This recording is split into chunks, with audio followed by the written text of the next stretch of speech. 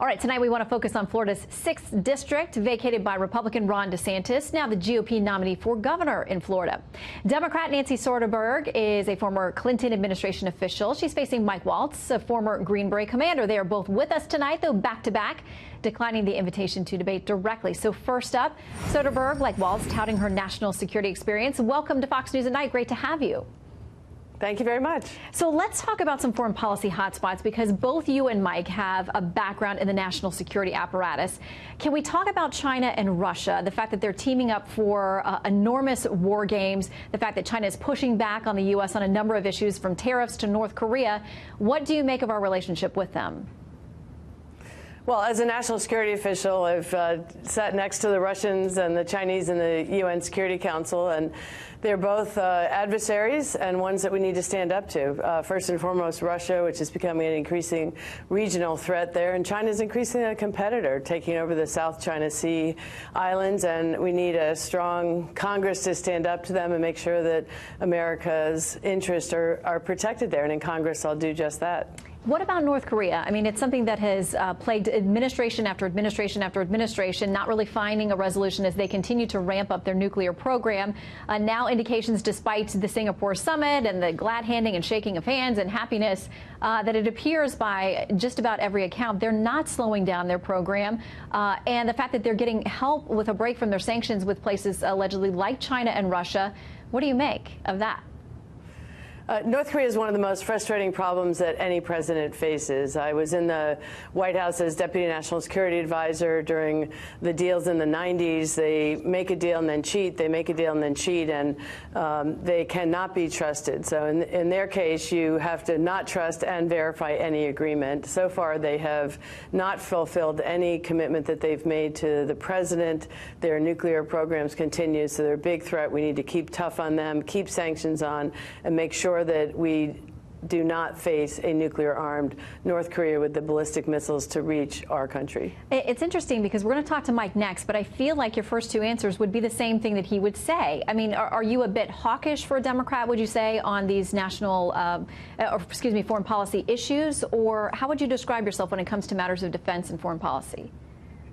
Look, I've spent my life defending our values, for keeping this country safe, and I'll do that in Congress. I believe that we need to make sure that America's interests are protected against our enemies. We have a strong military, but we have a country that's true to our values as well, and that's the kind of leader I will be in Congress. There is, as you know, a lot of disagreement within the Democrat Party about how far left various candidates across the spectrum are willing to go when it comes to things like abolishing ICE and impeaching the president. I want to read you something from Democrat nominee in Illinois' 6th district, Sean Casten, saying Trump and Osama bin Laden have a tremendous amount in common because they both figure out how to use the bully pulpit to activate marginalized young men.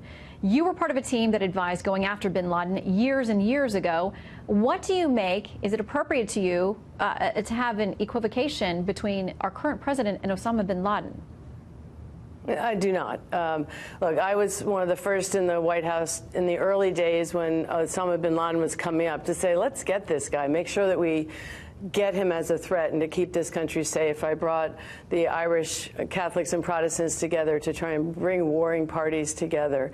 And that's the kind of member of Congress I'll be, to make sure that we defend America's interests and make sure that we defend the United States at every step. That means keeping our values here at home as well, making sure that we have good health care and jobs that you can raise a family on. And that's the kind of relationship that we need with the American people in Congress. Super quick lightning round. Are you for abolishing ICE? Look, I've defended our borders as a national security official, defended our Constitution, and we need to make sure that we keep this country safe, but in a way that doesn't rip kids across from their families and separate families. We need to reform ICE and make sure that it protects our country, goes after the drug dealers and the criminals in our country. So and impeachment. We need to reform it, but we do not need to abolish it. Impeachment, yes or no? I'm sorry? Impeachment? Impeachment is a very serious problem. It's one that I would take seriously in Congress. I believe that it's one of the most serious issues that one would take up in Congress, and would absolutely wait until we see the facts from the Mueller investigation and see whether the facts that are in that report would justify such a serious decision. But I'll wait for the facts. Okay. Nancy Soderberg, great to have you with us tonight. Thanks for your time. Thank you so much. Appreciate it. All right, now to the other side. President Trump's disapproval rating is at an all-time high, at least according to a new Washington Post ABC poll. 60% of Americans say they disapprove of the president's job performance. And from the same poll, nearly half of Americans, 49%, say he should be impeached. And that could lead to Trump being removed from office, while 46% say Congress should actually not move forward with impeachment. All right, keeping our focus on Florida's 6th congressional district, former Green Beret Commander Mike Waltz is here. He says he would welcome a campaign rally with the president. Welcome, Mike. Good to see you. Okay, I have to say that the president tweeted just a short time ago about that poll. He said, ABC Washington Post poll was by far the least accurate one 2 weeks out from the 2016 election. I call it a suppression poll, but by election day, they brought us out of shame to about even. They will never learn. What do you make of this latest polling? You know, Shannon, my team and I knocked tens of thousands of doors across North Florida. And let me tell you, there are people, Republicans there, may not like sometimes the president's demeanor or what he says, but they love what he's doing. And what's not to like? I mean, the economy is booming. We're standing up to our adversaries. We're holding our allies accountable. Tax reform, deregulation, their lives are better. And while, you know, Washington is so focused on things like Amoroso or the rhetoric of the day, they're focused on their lives. And under President Trump and his leadership, their lives are better. They're seeing relatives higher. They're seeing their 401k boom. They want this really, this midterm is a choice about which America do we want. Do we want to move this economy and move America forward? Or I hear my opponent, Nancy Soderberg, say what she's for or against, but as a junior member under Nancy Pelosi, she's going to be voting to impeach the president. She's going to be voting to repeal the tax cut. She's going to be voting to move us towards socialism and towards open borders and abolishing ICE. The Dems are clear where they want to go. Let me read you something out of Politico. The headline was Trump scandal fallout hangs over midterms. They say several Republican consultants expressed fear that the weight and severity of the legal cases against Trump's former campaign manager and personal attorney, coupled with the constant drumbeat of negative stories and scandals, had the potential to turn off key constituencies, especially suburban women, and threaten to curb overall GOP voter enthusiasm in the fall. I mean, those suburban moms are people that you need. Yeah, but again, let's just look at the turnout in the primary. In my district alone, in District 6, we had 77,000 Republicans turn out compared to 58,000 Democrats, when you have roughly the same in terms of registration, 30% compared to 25%. So this notion of a blue wave, and it's more like a blue ripple.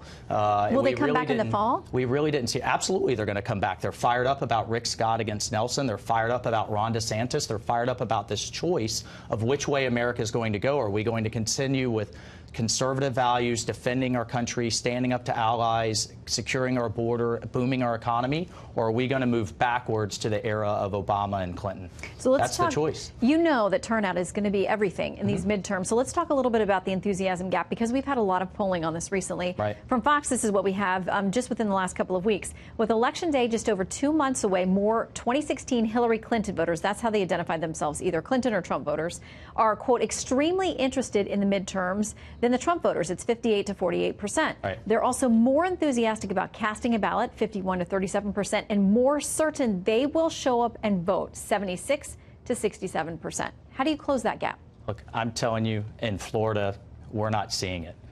Hundreds of thousands of doors that we've knocked on, and their lives are moving forward. Their lives are moving better.